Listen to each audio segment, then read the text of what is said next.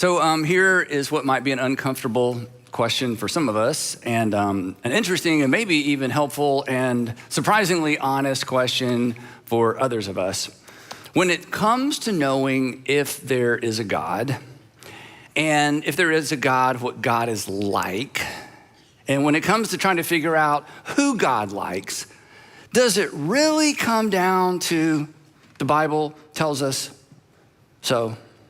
Or any other religious literature tells us so? I mean, we're modern people, rational people. Are we really expected to believe what we believe, or believe anything, based on a collection of ancient manuscripts written by potentially dozens of men only, who didn't even know each other over the course of hundreds and hundreds of years, in a world without science in the way that we think of modern science, and in a world where everybody believed in the gods or some kind of God? I mean, let's just be honest, all right? Weren't they just making stuff up? I mean, weren't they just guessing?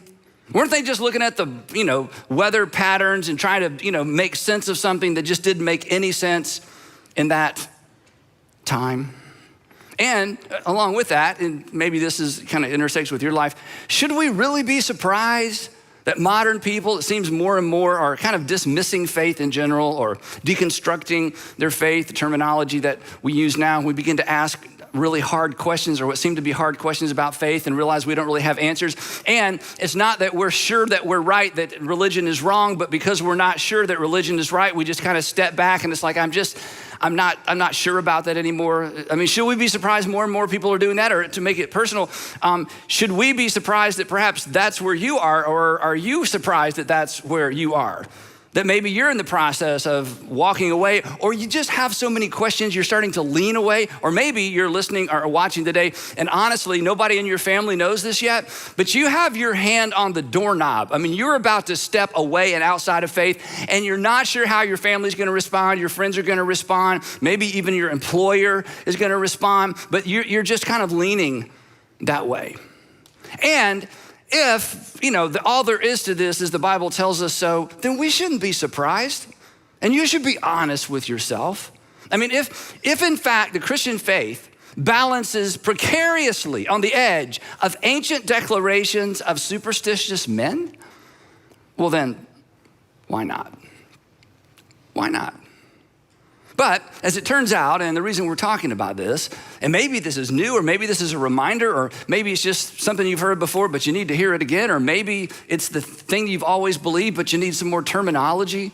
The truth is, Christians are not expected to believe what we believe based on a collection of ancient manuscripts written by men who never met each other over the course of hundreds of years in a time when everybody was superstitious and everybody believed in the gods and there was no modern science. That the foundation of our faith, and we talk about this a lot here, the foundation of our faith is far more substantial than that. It's far more sustainable than that. It's even, as we're gonna discover, it's even investigable, which is actually a word. I don't like it. I like the word investigatable, but as it turns out, that is not actually a word. And the people who keep me between the lines grammatically said, you can't use your word, you have to use the actual word. So this is it. So the good news is the Christian faith is investigable, which means we are invited to kick the tires. And you're invited to ask those hard questions. And as those of us who are Christians, we don't have to look the other way and shrug and go, I don't know, it's a mystery. As soon as we start talking about faith, we just have to take it by faith, which when you say that, even when you think that, there's something on the inside of you that says, you know what, that kind of works for me, but it's not working for my son-in-law, and it's not working for my daughter, and it's not working for the people at work, and it's not working for the people who ask me those hard questions, but it's just what you got, it's what we were raised with, it's basically what we were told. But the Christian faith does not rise and fall based on the accuracy or the inerrancy of 66 ancient documents that we call books of the Bible. It rises and falls on the identity of a single individual, Jesus of Nazareth. So if you're curious about faith and you're moving in the direction of faith, or you're curious about faith and you're returning to faith, or you find that you're kind of losing faith, or you're losing your interest in faith, here's the question that you should wrestle with. And the question to wrestle with is not, is there a God or is the Bible true? In fact, is there a God and is the Bible true? Those are generally off ramps to faith, not on ramps to faith. But here's the question. And it's not a question that perhaps you've ever been invited to ask before. And if you are a person, again, who grew up in church like I did, and you sort of are losing it or you've lost it or you're not even interested anymore. In fact, the only reason you're watching today is because you're staying with friends and they're making you watch this, or they sent this to you to say, hey, you should really watch this. You know, this is gonna help get you back. Here's the question that you've never been invited to ask, and it's not your fault at all. It's the church's fault. The question to ask when it comes to, is Christianity something even worth taking seriously or even worth considering? The question is this: is Matthew, Mark, Luke, or John a reliable account of actual events? This is the issue. This is the question when it comes to Christianity. Is Matthew, the Gospel of Matthew, Mark, Luke, or John, any one of the four, a reliable account of actual events?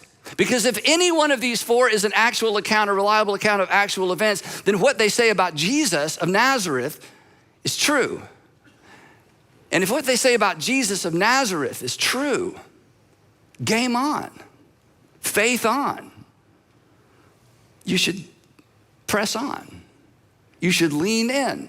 For those of you who are Jesus followers, your faith is not in vain. Now, the reason that this is so confusing for so many of us is the way that the Bible was first introduced to us. And so to help you understand that, I need a timeline, but I can't draw. So anyway, I asked my friend Joel Thomas if he would come and draw one for me.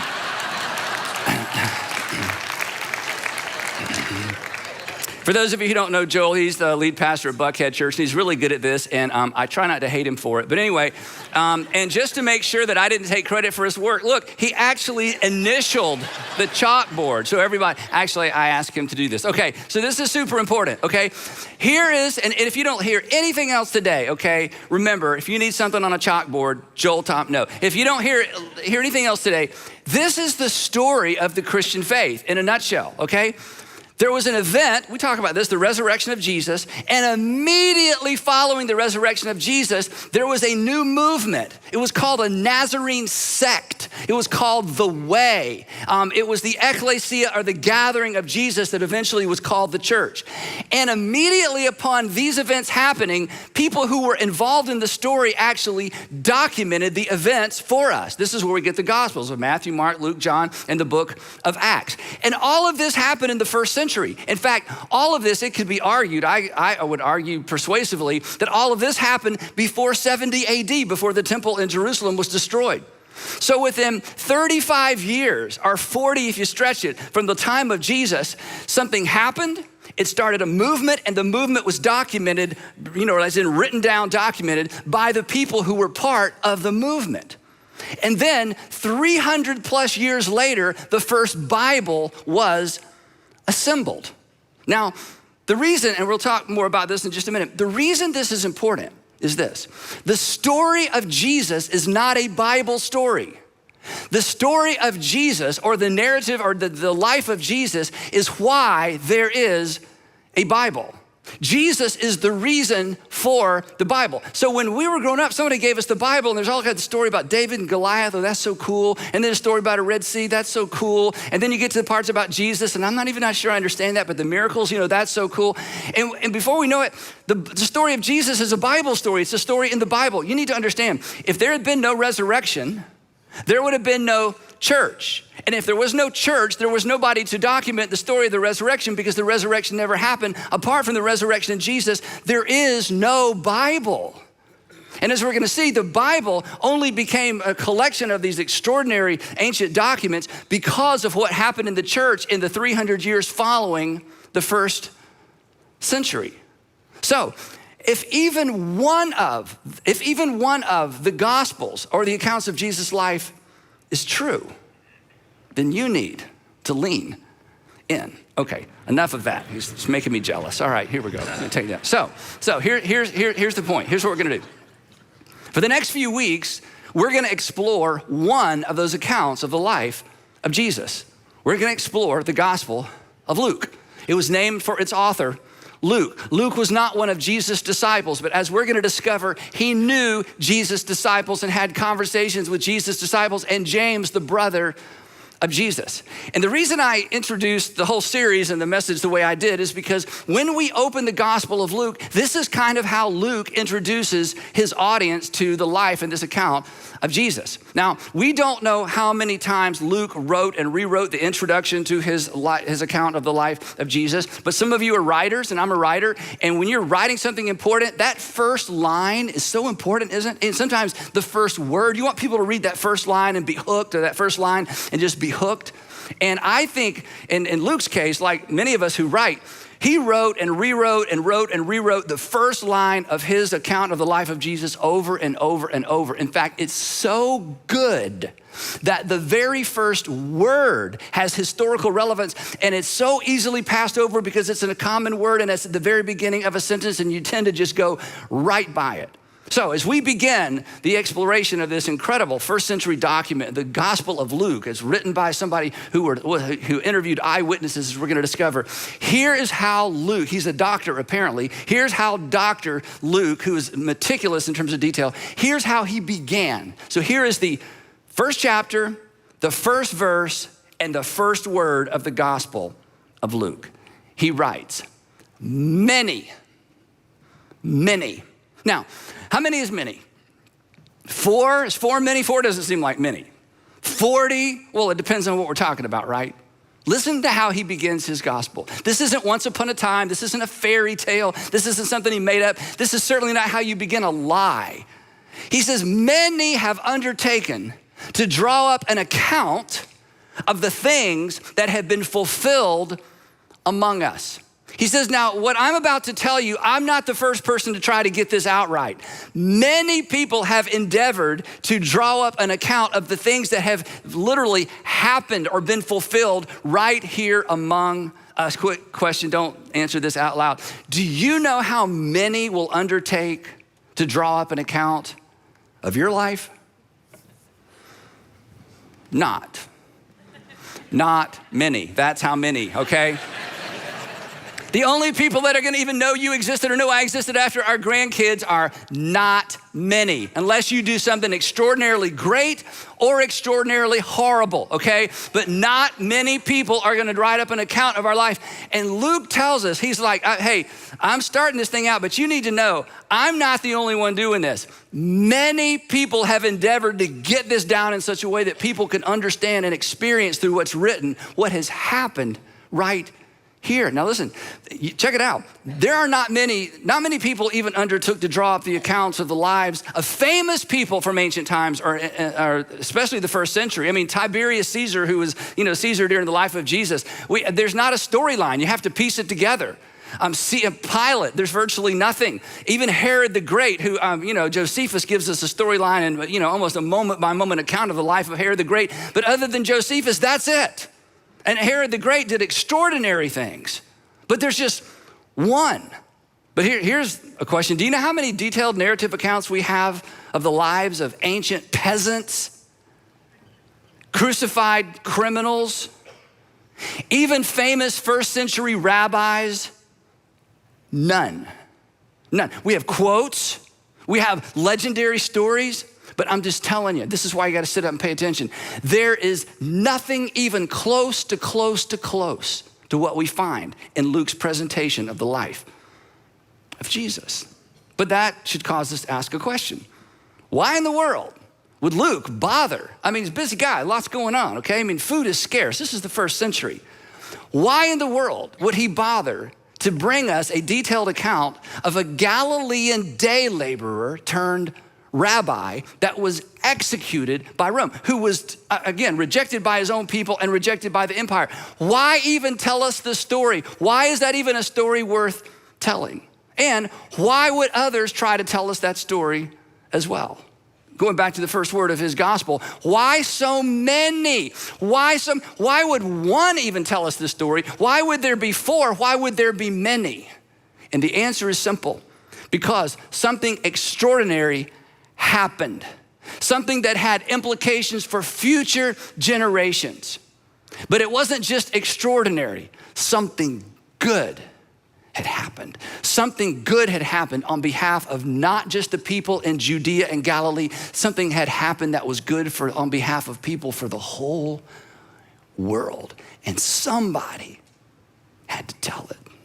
He writes, many have undertaken to draw up an account of the things that have been fulfilled among us, not among them. This happened. This is why you got to pay attention.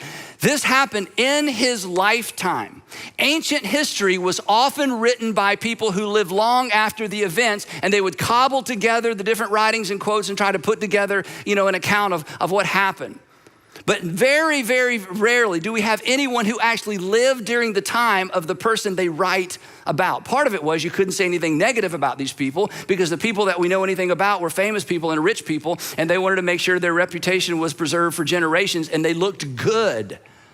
But not the case with Jesus of Nazareth. Luke, as we're going to discover, and if you read the book of Acts, he actually knew the men and women who played key roles in the story of Jesus. He goes on. Many have undertaken to draw up an account of the things that have been fulfilled among us, just as they were handed down to us by those, ready for this, who from the first, in other words, when this thing first began, were eyewitnesses and servants of the word. In other words, Luke says, what I'm about to tell you, I got from the eyewitnesses. I talked to the people who were there, and sure enough, read the book of Acts. He knew Peter, he knew John, he knew James, the brother of Jesus. He said, I have interviewed everybody I can because I wanted to make sure there's at least one account that covers all the bases. Then he says this, with this in mind, since I myself have carefully investigated, parakalutheo, one Greek word, carefully investigated. In other words, it means having carefully followed along or having closely paid attention to the events. I myself have done all the research I can, talked to everybody I can. I too have investigated everything from the beginning. This is why Luke brings us the story of the birth of Jesus from the beginning. This is why Luke brings us the story of the birth of John the Baptist from the beginning and the birth of Jesus and the announcement of John the Baptist about Jesus. He said, I've gone as far back as I can and I want to give you the whole story. This is not once upon a time. This is not a Bible story. This is Luke telling us what happened in his lifetime, and it had to be told because it was extraordinary and it was good and it was for the world. And it was for every generation. It is amazing. We don't even think about it. 2,000 years later, we're still talking about Jesus. Are you kidding? Why? Because something extraordinary happened.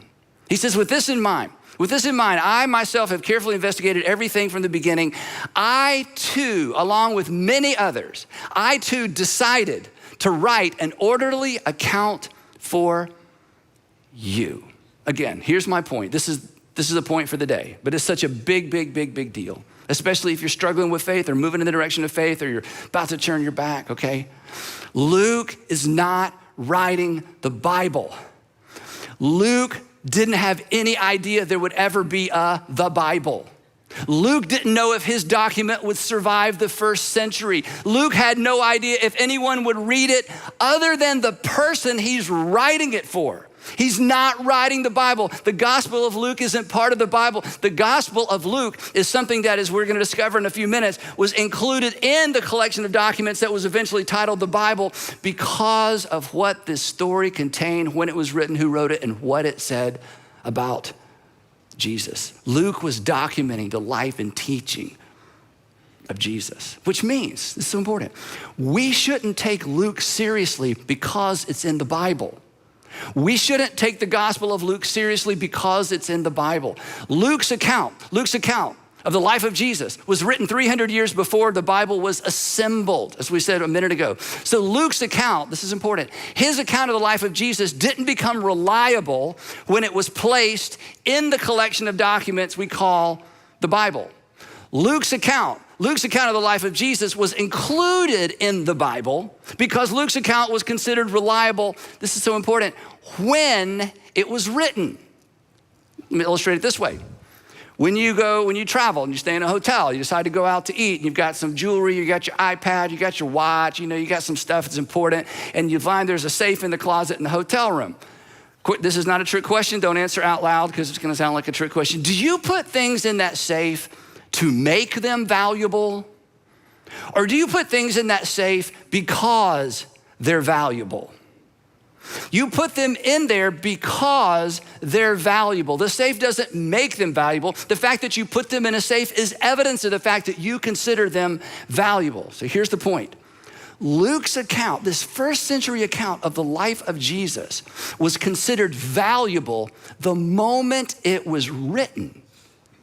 And it was eventually placed in the collection of books we call the Bible, not to make it valuable and not to make it true, but because it had been considered valuable and true from the moment it was written, because of when it was written and who wrote it. So, as you struggle, or if you're struggling with faith, or if you ever struggle with faith and you're like, how could God and evil in the world and all those big questions that we should all be bothered by, we should all ask. Again, we don't ever have to look the other way and just pretend and God's just gonna work it all out. But I dare not look over there and see what's going on with them. When you find yourself in all of that, or if you're considering Christianity, maybe for the first time or the first time in a long time, it really comes down to this. Is Luke lying? Is he lying? Okay, he can't be mistaken. This is when people say, oh, he's mistaken. No. That's what you say if you've never read the Gospel of Luke or the book of Acts. You read the Gospel of Luke and the book of Acts, you may come away with all kinds of theories, but he was mistaken. You can be mistaken about an event. You can be mistaken about a conversation. You can't be mistaken about the story arc of an entire life and what happened for the next 20 years after that story ended. He wasn't mistaken. It comes down to this. He either carefully investigated everything from the beginning, or he didn't. And if he did, and there's no reason to think that he didn't, if he did, then my friends, you should lean in. I should lean in. We should lean in because something extraordinary happened, and if it happened, it's good.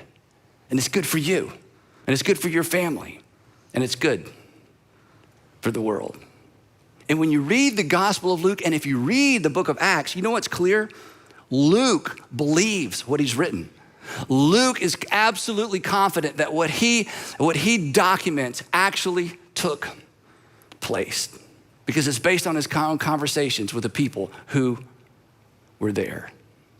Back to Luke. He says, with this in mind, I myself have carefully investigated everything from the beginning, and I too decided to write an orderly account for you, most excellent Theophilus. Theophilus was probably a wealthy believer who was like, okay, I believe Jesus is Messiah, and I keep hearing all these stories. Would somebody kind of put it all together for me? And Luke apparently wrote the Gospel of Luke, not for us and not for the world, but apparently so this one gentleman he knew could read the whole thing and say, okay, now I think I've got it.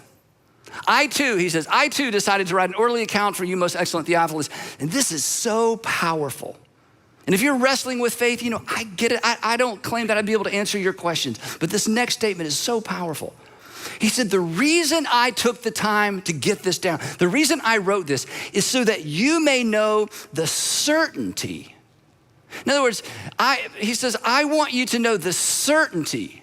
I want you to be secure in your knowledge of the things that you have been taught. Because Theophilus was a believer and he had been taught, and Luke is like, I want to come in behind the things you've been taught and I want to give it context because I want you to have certainty so that he wouldn't be left with the impression, and so that you wouldn't be left with the impression, and so that you wouldn't be left with the impression that Christianity is all about faith and faith. We just got to have faith, said not Jesus, okay? We just got to believe stuff, said nobody who followed Jesus after the resurrection. That Christianity isn't faith in faith, and Luke takes the time to document the life of Jesus so that people in the first century, during the time when these events happened, would know with certainty what had happened because their faith would be anchored to an event and ultimately to a person. That Luke wanted to ensure that our faith was anchored to that event, the resurrection of Jesus. That, as we saw earlier, would launch the movement, the church. And then this was so fascinating. This is such fascinating history. When it was safe and when it was legal, the bishops came out of hiding and they put together the very first Bible. And this is amazing to me. And I don't even know how to put words around this. Think about Luke. He's living in the first century. Okay, things aren't going well for a lot of the little ecclesias of Jesus. He travels all around the Mediterranean rim with the Apostle Paul on several of Apostle Paul's journeys. He's seen the Apostle Paul beat up. I mean, he's seen the whole thing. Meanwhile, he's got this document that he's given to Theophilus. I'm sure he had a copy for himself. And he knows that several people have sat down and tried to, create a document that pieces together chronologically the life of Jesus. He had no idea that of all the many that were written and all the many that were attempted to be written, that his would be one of 4 that would survive. And not only would it survive, here's what happened to it. It was meticulously copied. And then it was distributed to Christians and little ecclesias. And some people memorized this entire document. And then as the years passed, it was demonized. It was collected with other Christian literature, and it was burned. Toward the end of the 3rd century, the very beginning of the 4th century, Emperor Diocletian, he was the last emperor to launch. In fact, he was really the first emperor to launch an empire-wide persecution of Christians at the deepest level. And here's what Diocletian realized. He realized the reason we can't get rid of these crazy Christians and the reason we can't get get our gods to be happy with us is because the Christians aren't making sacrifices, and now the gods are angry, but we'll never get rid of the Christians until we get rid of their literature.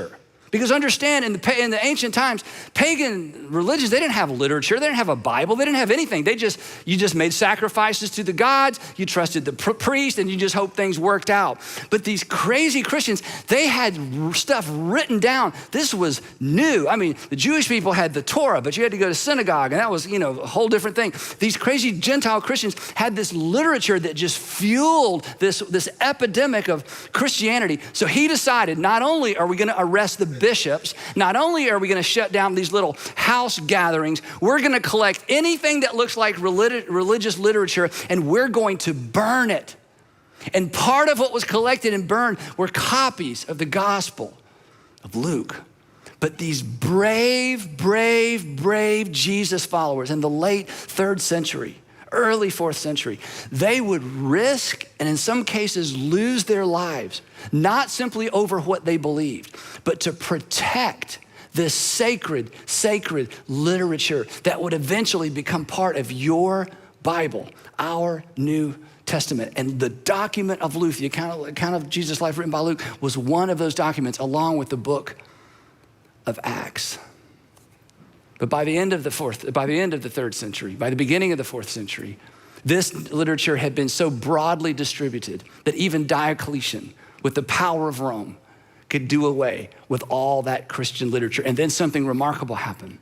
Constantine became the emperor. It's a fascinating story how he becomes emperor. His mother apparently was a Christian. Eventually he has this vision that perhaps you've heard stories of. There's so many different stories, but essentially he lifts the ban on Christian worship. And he allows the Christians to come out of the shadows and worship publicly. And when they come out of the shadows to worship publicly and their bishops and their scholars come out of the shadows, they are able to bring, for the first time in human history, this literature that has fueled this movement that accomplished so much in the first 300 years of Christianity. And they're able to bring out copies of the Gospels and copies of the letters of Paul and copies of the letter of James. And in some cases, they'd already been bundled together. And they bring these out. And the empire that crucified Jesus finances the assembly of the very first Bible and the very first Bibles. And Constantine orders, according to one story, that 50 copies be made because he wants all the Christian bishops to be singing off the same sheet of music.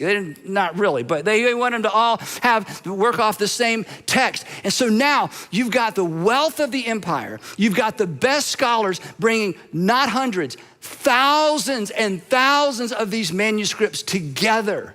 And they compare and they compare and they compare and they compare and they authorize and they decided which of these documents are more authentic and where are the differences. And they put together the very first Bible. You see, the stories in the Bible about Jesus, they're not Bible stories. The story of Jesus, it's the story. It's the whole thing. If any one of the Gospels reflects the reality of Jesus' life and Jesus' teaching, that's enough for us to sit up straight and pay attention, because at the end of all 4 Gospels, Jesus is crucified by Rome and buried and seen, and he rises from the dead. And suddenly, this day laborer from Galilee, this day laborer turned rabbi, this man who said such extraordinary things, but it's never gonna catch on. We're not gonna love our enemies. Are you kidding? We're not gonna do for those who won't do for us. We're not gonna be generous to people who won't be generous in return. Are you? No, we're not gonna do any of that. He rose from the dead and something happened in the world. And it's why we're here. And it's why we need to pay attention. And it's why if you're starting to deconstruct your faith, I'm telling you, all the things that have fascinated you that you've now lost your fascination with, when it comes to faith, it really comes down to the Gospels. It comes down to one gospel. And for the next few weeks, it's gonna come down to the Gospel of Luke. So as we wrap up this first in the series, I wanna leave you with this.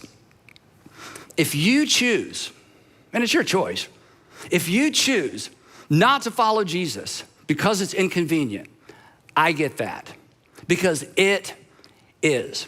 Following Jesus will require something of you, and following Jesus will require something from you. It's gonna require you to forgive people who don't deserve to be forgiven. It's gonna require you to forgive people, and you're gonna feel like you're giving them a gift after they've already taken something from you. Following Jesus is gonna require you to be less selfish, less full of yourself. There are times when it's gonna be so extraordinarily inconvenient. So it's gonna cost you some money. Jesus said more about money than just about anything, way more than he said anything about heaven, because Jesus knew that where your treasure is, that's where your heart is, and Jesus is after your heart. So if you follow Jesus, hang on to your purse and hang on to your checkbook. It's gonna cost you when you decide to follow Jesus. And if you decide to follow Jesus, it's gonna cost you some time, because Jesus says that we are his body.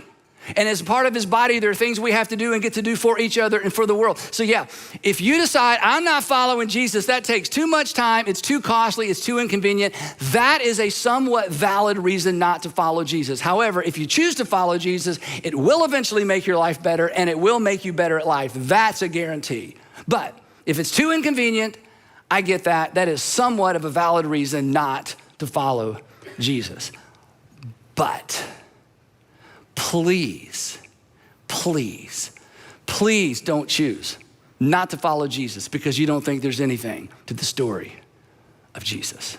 Because in spite of what you heard in college and in spite of what you've heard in culture, there is. So if you don't want to follow Jesus because it's inconvenient, you're right, it's inconvenient. But don't give up on following Jesus because you don't think there's anything to the story of Jesus until you personally, as an adult, investigate the story for yourself. Because the only good reason, really, not to follow Jesus isn't that the Bible isn't true. It's that you decide that Luke isn't trustworthy. That many people did not endeavor to tell and record the story of Jesus. That he did not carefully investigate everything. That he did not talk to the eyewitnesses. That he didn't actually know Peter, and he didn't actually know James, the brother of Jesus. That he didn't carefully investigate everything from the beginning. But if you read it, and you read the book of Acts, you may be convinced. You may be convinced of this, that 2,000 years ago, something extraordinary happened. Something extraordinary for you and for your family and for us and for our culture and for our country and for every single generation. The story of Jesus had to be told, and Luke chose to tell it. And we will pick up his story of the life of Jesus next time in part 2 of Investigating Jesus, how we know and why we follow.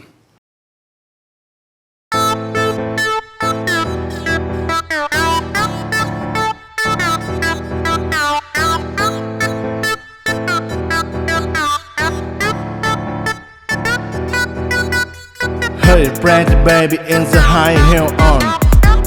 You give me flavor, I'll never ever know. You are sure to product of love life.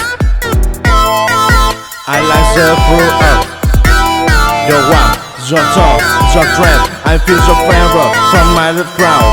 You freak you. I'll be my car, and we paint the town. Just kiss me, baby, and tell me try that you the one for me. The way you make me feel, the way you make me feel, you really turn me on. You really turn me on. You knock me up off my feet. My lonely days are gone. Yeah.